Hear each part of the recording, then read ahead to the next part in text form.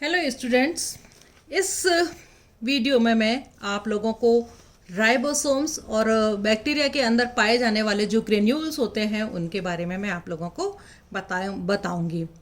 Bacteria के में का बैक्टीरिया सेल मेम्ब्रेन से घिरा हुआ जो तरल पदार्थ है वो साइटोप्लाज्म कहलाता है। साइटोप्लाज्म में 80% वाटर होता है और उसके अलावा इसमें protein, carbohydrate, lipids, inorganic substances और कुछ कम मॉलिक्यूलर वेट के कंपाउंड्स जो है वो इसके अंदर पाए जाते हैं। इसके अलावा इसके अंदर डीएनए पाया जाता है, राइबोसोम्स पाए जाते हैं, इंक्लूजन्स जो हैं वो रचने पाए जाते हैं एंड साइनोबैक्टीरिया में गैस वैक्यूल्स जो हैं वो पाई जाती हैं।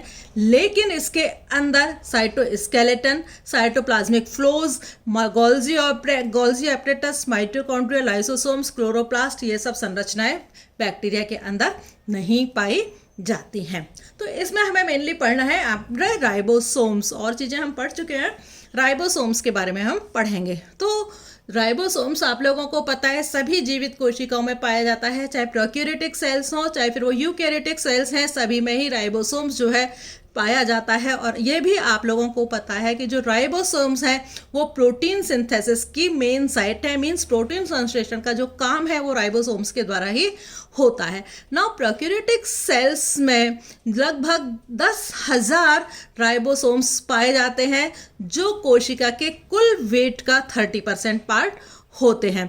तो राइबोसोम्स क्योंकि सेल के अंदर बहुत ज़्यादा होते हैं तो इस वजह से जो साइटोप्लाज्म है वो एक तरह से ग्रेन्युलर नेचर का नज़र आता है। तो प्रोकैरियोटिक्स में जो राइबोसोम्स हैं वो भी सेल साइटोप्लाज्म में फैले रहते हैं। जो प्रोकैरियोटिक राइबोसोम्स होते हैं उनमें 70S टाइप का राइबोसोम पाया जाता है। तो जो प्रोकैरियोटिक सेल है जो राइबोसोम्स में सेम 2 सब यूनिट्स जो है वो पाई जाती हैं। कौन कौन सी 2 सब यूनिट्स हैं? एक तो 30S सब यूनिट पाई जाती है और दूसरी 50S सब यूनिट पाई जाती है। 30S सब यूनिट राइबोसोम की छोटी सब यूनिट होती है और 50S सब यूनिट जो है वो राइबोसोम की बड़ी सब यूनिट होती है। दोनों सब यूनिट्स में प्रोटीन और राइबोसोमल RNA भी इनके अंदर पाया जाता है। ठीक है। नाउ मैग्नीशियम की जो कंसंट्रेशन होती है, जब मैग्नीशियम की कंसंट्रेशन 2 mm होती है तो राइबोसोम्स की दोनों इकाइयाँ मीन्स छोटी इकाई और बड़ी इकाई दोनों आपस में जुड़ जाती हैं और जब यदि ये मैग्नीशियम की कंसंट्रेशन 2 mm से कम होती है तो ये दोनों यूनिट्स अलग अलग रहती हैं। लेकिन यदि 2 mm से ज़्यादा हो सकती हैं तो बहुत सारे राइबोसोम्स मिलकर के पॉलीराइबोसोम्स का निर्माण करते हैं। तो राइबोसोम्स जो है उनकी जो छोटी यूनिट है उसमें हेड होता है, बेस होता है और एक प्लेटफॉर्म उसके अंदर पाया जाता है। जबकि जो राइबोसोम्स की बड़ी जो यूनिट होती है उसमें उसकी जो संरचना है वो चेयर के जैसी संरचना होती है। जब दोनों यूनिट्स आपस में जुड़ती हैं तो इस तरह से जुड़ती हैं कि इन दोनों यूनिट्स के बीच में एक तरह से टनल का निर्माण हो जाता है और इस टनल के बीच में मैसेंजर RNA प्रेजेंट रहता है। और जब इस टनल के बीच में मैसेंजर RNA आ जाता है तो फिर एंडोन्यूक्लियस एंजाइम का इसके ऊपर कोई प्रभाव नहीं पड़ता है।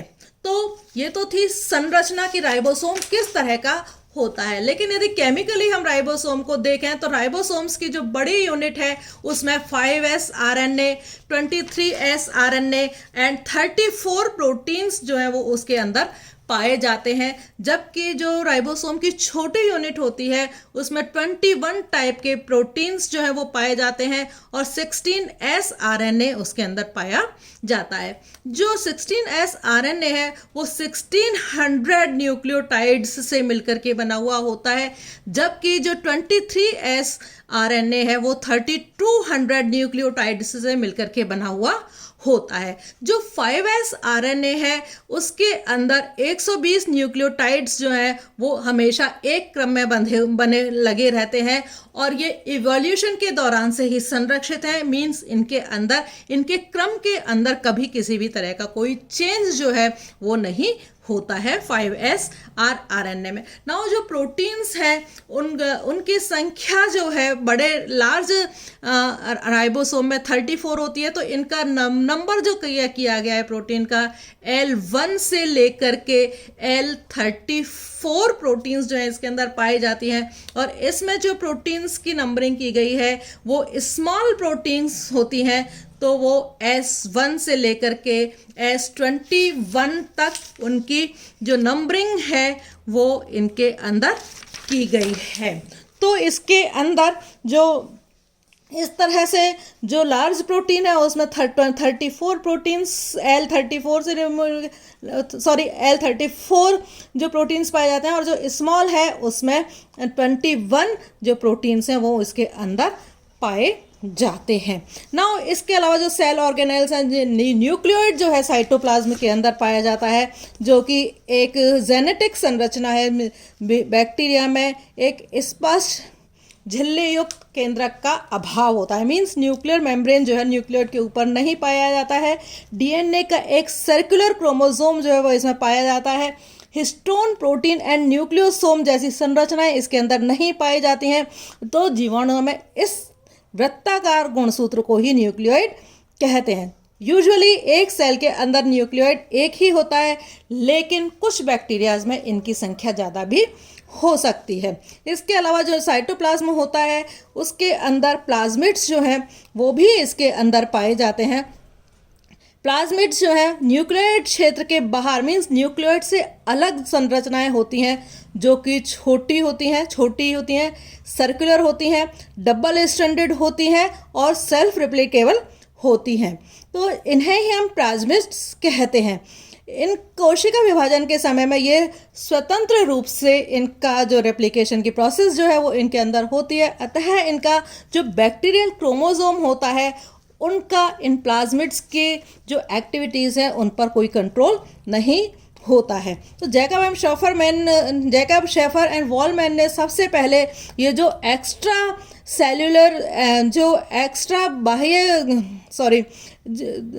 जो बाह्य क्रोमोसोम जेनेटिक यूनिट्स थी, इनको सबसे पहले एपिसोम नाम दिया गया था। एक कोशिका के अंदर जो प्लाज्मिड्स की संख्या हो सकती है वो 1 से लेकर के 100 तक इनकी संख्या हो सकती है, और एक प्लाज्मिड के ऊपर 5 से लेकर 100 तक जीन्स जो हैं वो इसके अंदर हो सकते हैं।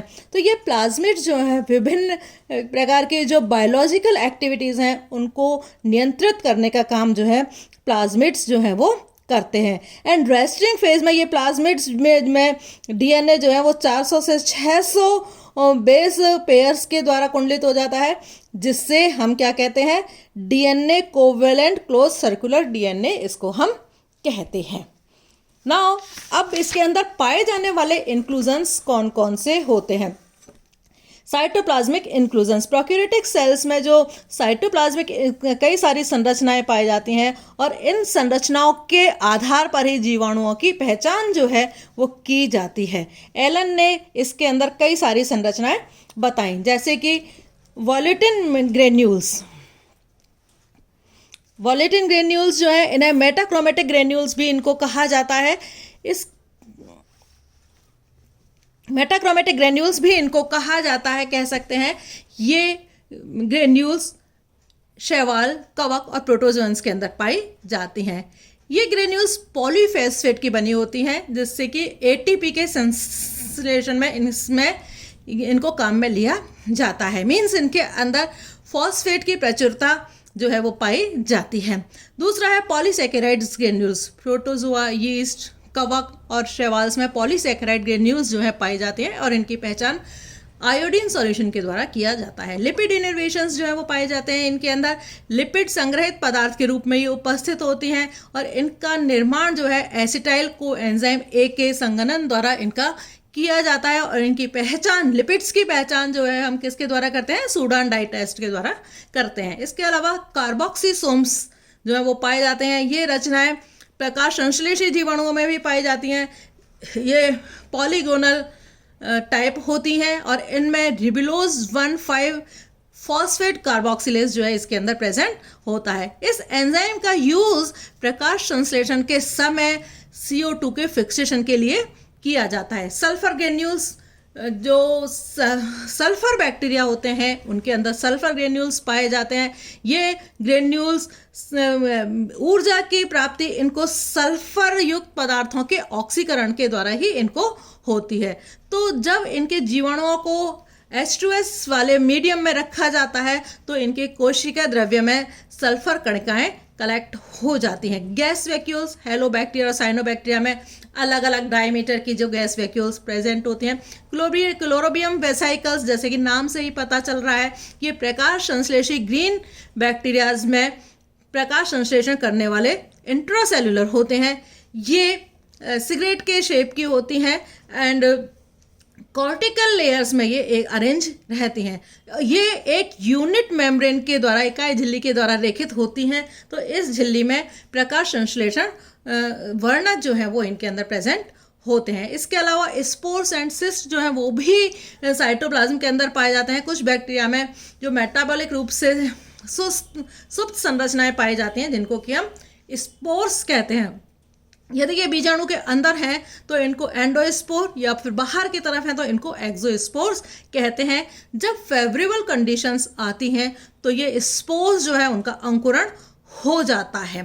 ठीक है, तो कुछ बैक्टीरियाज में मोटी भित्ति युक्त सुप्त प्रतिरोधी संरचनाओं का भी निर्माण हो जाता है, इनको सिस्ट कहा जाता है। तो सिस्ट और स्पोर्स जो हैं वो बैक्टीरिया के अंदर पाए जाते हैं। एंड मैग्नेटोसोम्स ये बैक्टीरिया में चुंबकीय गुण प्रदर्शित करने का काम करते हैं। तो इस तरह से जो बैक्टीरिया होता है उसके अंदर बहुत सारे साइटोप्लाज्मिक इंक्लूजन्स जो हैं वो पाए जाते हैं, जो कि बैक्टीरिया की पहचान करते हैं और बैक्टीरिया के अंदर अलग अलग तरह का काम करने में सहायक होते हैं।